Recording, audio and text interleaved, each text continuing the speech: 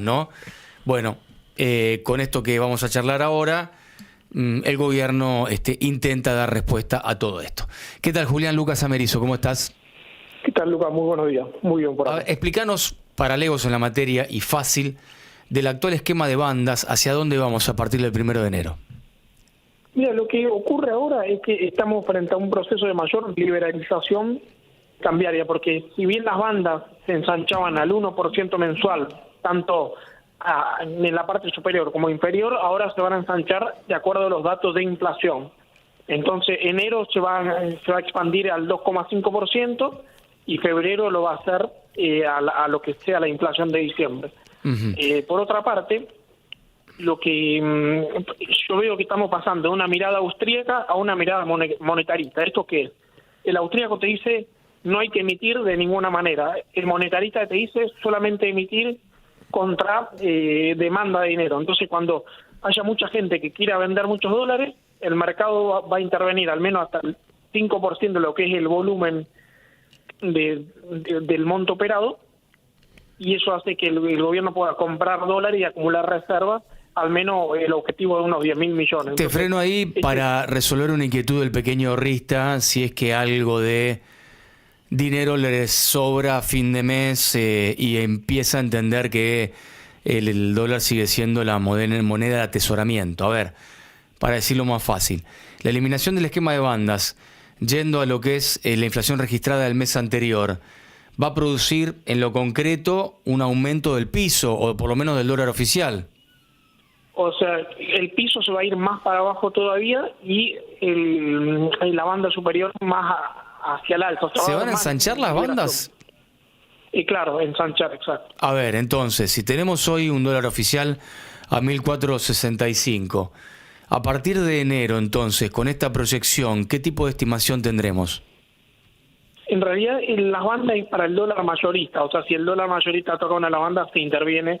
Pero en este caso, para enero 2026, aproximadamente en $900 queda la inferior y 1.563 la superior. Claro, entonces, se ensancha las bandas, pero el pequeño ahorrista no puede acceder a ese dólar. No, acceden solamente, o sea, los mayoristas, importadores, exportadores. Uh-huh. Pero de todas formas se relaciona, ¿no? Que si el precio del dólar mayorista queda a un valor muy alto, el minorista va a quedar bajo. O sea, esos están íntimamente relacionados. ¿Y los precios de pizarra para el ahorrista, para el minorista, en qué quedarían? Nada, van a quedar en libre flotación y lo más probable es que queden estos valores, porque esa propuesta de emitir contra demanda de peso es porque justamente el temor es que el dólar no baje tanto. Entonces, cuando haya mucha gente que quiera vender, el gobierno va a emitir al menos para comprar o satisfacer esa demanda. Uh-huh. Bueno, por lo que leíamos, se satisface dos inquietudes. Una esta, ¿no? El tema de resolver el atraso del dólar, decían algunos, pero el otro es la posibilidad de atesoramiento en términos de acumular reservas de parte del gobierno nacional. ¿Se resuelve con esto? Mira, mi mirada con el tema de la reserva es que en realidad son un seguro. Es como si vos tenés un dinero en efectivo en casa por las dudas. Ahora, lo que sucede es que el gobierno, al tener su superávit fiscal, en la casa ingresa más dinero de lo que uno gasta. Entonces vos pagas deuda, cumplís con los pagos, todos, y ese dinero en efectivo sigue estando ahí. Entonces no era un problema tan grave. Ahora, la exigencia por parte del FMI y de muchos jugadores importantes de que acumule reserva es insistente, entonces por eso se objetiviza incrementar esa cantidad en efectivo, por así decirlo. Uh-huh. Bueno, algunos decían, y sobre todo porque las consultoras internacionales fijan un riesgo país a los fines de ver las inversiones de corto y mediano plazo, si se concretan o no. Estamos en 580, decían que había que perforar este piso de los 600 puntos. ¿Qué puede significar si se estabiliza esta baja del riesgo país de los 500 para abajo? Y si se estabiliza va a ser muy favorable para todos. Primero porque se reduce la tasa de interés, entonces se vuelve más accesible el crédito para la persona de a pie. Y a nivel gobierno, porque paga menos intereses de deuda. Entonces le favorece en el sentido de que la exigencia de pago de intereses va a ser menor y más sostenible el superávit. Uh-huh. El gobierno compró y empezó a acumular reservas de cara al vencimiento de enero con el Fondo Monetario. ¿Va a haber una reprogramación o finalmente algo se va a pagar? en la deuda, vos sí, no, se va a pagar efectivamente. Ujú. ¿Y esto qué significa en términos de señal?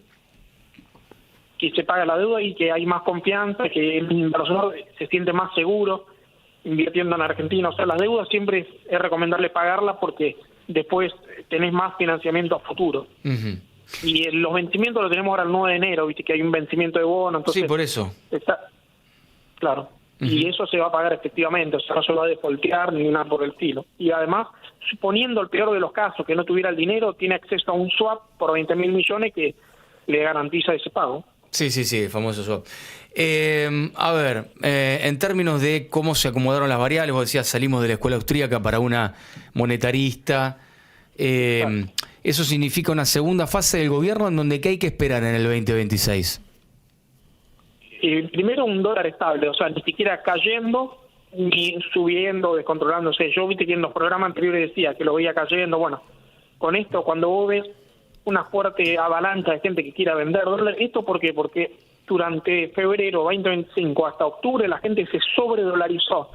Entonces compró dólares hasta con dinero que no tenía. Entonces ahora viene una fase de venta de todos esos dólares, porque ya hay más certidumbre y todo. Entonces, bueno, esta es la cuestión. Y lo que vamos a ver es un tipo de cambio estable, que cuando vos tenés una avalancha grande de dólares, el gobierno emite peso y compra esos dólares y acumula reservas. Uh-huh. Bueno, ¿ahí las anclas las ha logrado fijar o todavía hay mucho por hacer y estamos en un plan todavía de estabilización? Sí, no, el ancla están fijas las tres. O sea, por un lado tiene el superávit fiscal, fijar la cantidad de dinero, que bueno, justamente ahí está mi disidencia o mi discrepancia con esta nueva fase. Para mí no debería emitir para acumular reservas, pero bueno, el plan del gobierno lo estipuló así. Y después la tercera, que la estabilidad cambiaria la tiene cumplida. Uh-huh. Así que yo diría ancla 1 y 3, excelente, ancla 2 en amarillo, alerta amarilla, digamos. Uh-huh. Y la emisión en todo caso y salirse de ese libreto, ¿no? Primero, ¿qué riesgo supone? Y segundo, digamos, el por qué. ¿La emisión? Claro. Porque justamente todo el mundo le exige acumular reserva, entonces cuando la gente necesita vender dólares, ¿qué pasa? Sube la oferta, y si sube la oferta se cae su precio. Sí, tiene que emitir para pasar la aspiradora y comprar, entiendo. Claro. Eso está claro, ¿no? La cuestión es, vos decías luz amarilla, digamos, ¿por qué? Sí, porque yo estoy en contra, o sea, yo dejaría que el dólar baje todo lo que tenga que bajar, pero bueno, y que la reserva, digamos, si vos tenés superávit fiscal y crecimiento y podés pagar la deuda, no es necesario acumular tanto, pero bueno, son distintas miradas, digamos. Entiendo. Bien, a ver, en relación a algunas licitaciones que han sido buenas, digo, de bonos, de acciones, ¿el gobierno está recuperando también confianza en el mediano plazo o todavía hay un cortoplacismo y se sigue mirando a Caputo y a la Argentina en el corto plazo? Mira, ahora la confianza mejoró, ¿por qué? Porque después de las elecciones bajó la tasa de interés, entonces ya cuando todo el mundo hablaba de la bomba de las LECAPs o la bola de las LECAPs, realmente ahora se está desactivando. La deuda total, de hecho ayer salió un dato de deuda y continúa bajando, o sea que esas señales son buenas, el tema al menos deuda pública. Uh-huh. Muy bien, interpretamos, decodificamos bastante lo que a veces en términos económicos es complejo.